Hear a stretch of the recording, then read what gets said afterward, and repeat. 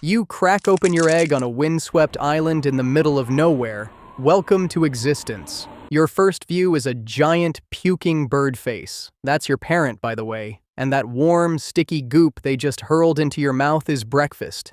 Get used to it because this fine dining experience will be your reality for the next 9 months.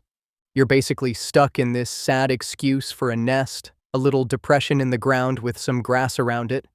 Your entire childhood consists of sitting in one spot while your oversized fuzzy body grows at a snail's pace. You'll spend your days getting bigger, fluffier, and hungrier while your parents take turns flying hundreds of miles just to bring back that delicious stomach juice. What's the rush to grow up anyway? None whatsoever. Unlike those show-off eagles who fledge in weeks, you'll spend most of a year as a nest potato. Your parents fly in, make weird noises, puke in your mouth, and leave again. Quality parenting. To pass the time between meals, you practice stretching those stubby, useless wings. The other chicks nearby are doing the same thing. You all look ridiculous, like sumo wrestlers trying to do ballet. Fast forward a few months and you finally start looking less like a giant cotton ball and more like an actual bird. Your baby fluff gets replaced with real feathers, and those wings of yours are getting impressively long. Still can't fly, though. You're the bird equivalent of a teenager with giant feet who keeps tripping over everything. Finally, after about 9 months of sitting in the same spot, it's flight school time. Your parents stop coming back with food as often. Real subtle hint there. The message is clear. Figure out how to fly or starve. Very motivational. You've never been more than a few feet from your nest, and now you're supposed to throw yourself off the island and somehow not die. That's the plan. You flap and flap and flap those massive wings, but nothing happens except you look silly.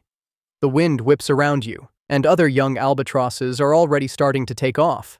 They're running across the ground like airplane runway models, wings spread wide, until suddenly they catch the wind and lift off. You try the same thing, running and flapping like your life depends on it, which it does, until, miracle of miracles, you're airborne. For about 3 seconds. Then you crash land in an undignified heap. Try again. This time you get a bit farther. By your 5th attempt, you finally manage to stay in the air. The wind catches under your wings, and suddenly, you're soaring. It feels amazing, until you realize you have absolutely no idea how to land and end up face-planting back on the island. Flying, 7 out of 10. Landing, needs work. Once you've mastered the basics, you say goodbye to your boring island home and set off for the big blue yonder. You won't touch land again for years. Yes, years. Your new home is the sky and sea, specifically the Southern Ocean, the roughest, windiest, waviest water on the planet. Fantastic choice. Your first few days at sea are a crash course in survival. You need to figure out how to catch food, which turns out to be mostly squid and fish near the surface. You spot a squid, fold your wings back, and dive. Splash! You come up with nothing but a mouthful of salt water. Great start. After a few more embarrassing attempts, you finally catch something. The trick is to skim low over the waves and grab whatever looks edible without fully landing in the water. It's like trying to snatch fries from someone's plate while running past their table. Not exactly dignified, but it gets the job done. Your daily routine now consists of flying, eating, drinking seawater. Your built-in salt glands filter out the salt, and occasionally taking a nap while floating on the ocean surface. Sleeping on water sounds cool until you realize it means waking up soaking wet with bedhead every single morning. The good news is, you've hit the wing lottery. Your wingspan stretches over 11 feet. That's wider than some cars. These massive wings let you soar effortlessly on ocean winds, using a technique called dynamic soaring. You ride the wind upward, turn, dive down to gain speed, then use that momentum to swoop back up. It's like having an endless roller coaster that also takes you to dinner. You can fly thousands of miles without even flapping. Just tilt your wings a bit and let the wind do all the work. You cruise along at 50 miles per hour while barely moving a muscle. Talk about energy efficiency.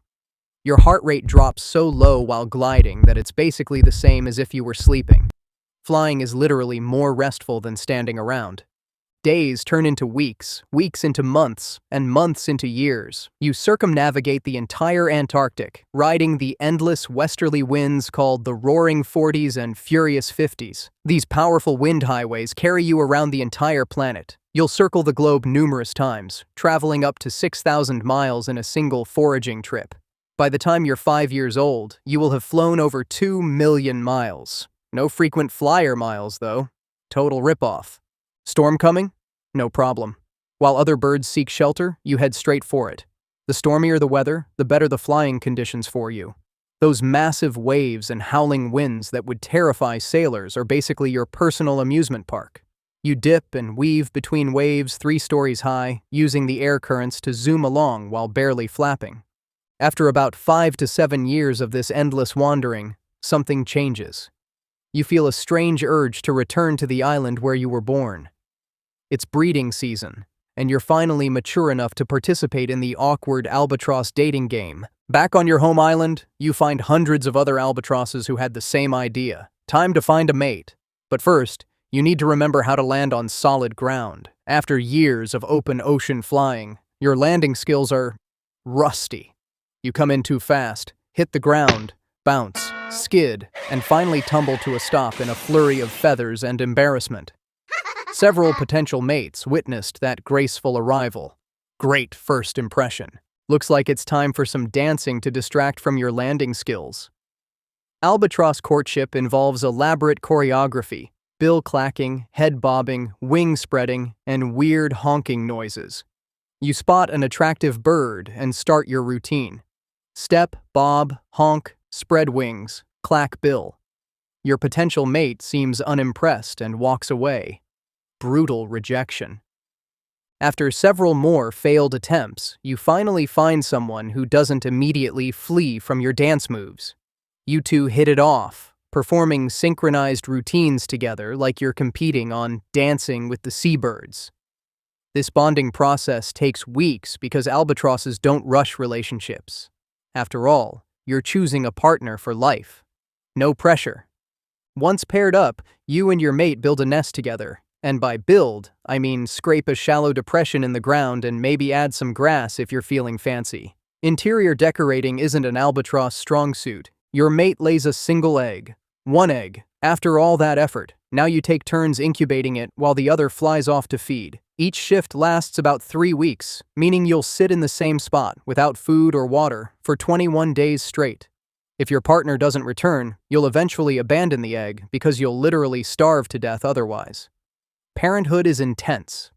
After 2 months, a fuzzy chick emerges from the egg. Congratulations, it's a cotton ball with a beak. Now begins the long process of feeding this constantly hungry fluff ball. You fly hundreds, sometimes thousands of miles out to sea, fill your stomach with tasty seafood, then fly all the way back to regurgitate partially digested fish oil into your chick's mouth. Yum. As you get older, these long-distance food deliveries get harder. By your 40s, yes, you can live that long. Your joints ache from decades of landing on hard ground. Your perfect flying machine of a body is great in the air but terrible on land. Those massive wings become awkward obstacles when walking, making you look like you're constantly about to trip over yourself. After raising many chicks over many decades, you find yourself spending more time resting between flights. The endless wandering continues, but perhaps a bit slower now. You've circled the globe so many times, you could probably do it with your eyes closed, which, come to think of it, you sometimes do, since albatrosses can sleep while flying.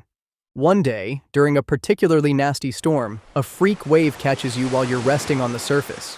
You're too waterlogged to take off quickly enough, and, well, that's just bad luck after decades of perfect flying, or maybe you simply grew too old, too tired to continue the endless journey.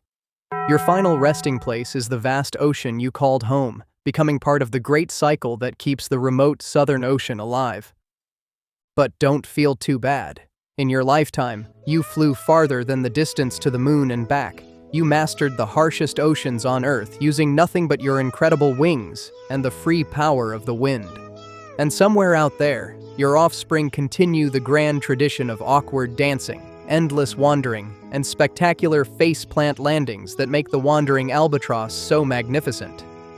And if there's an albatross heaven, it probably has really strong winds, lots of squid, and absolutely no predators trying to eat your eggs while you're off on a 3-week grocery run.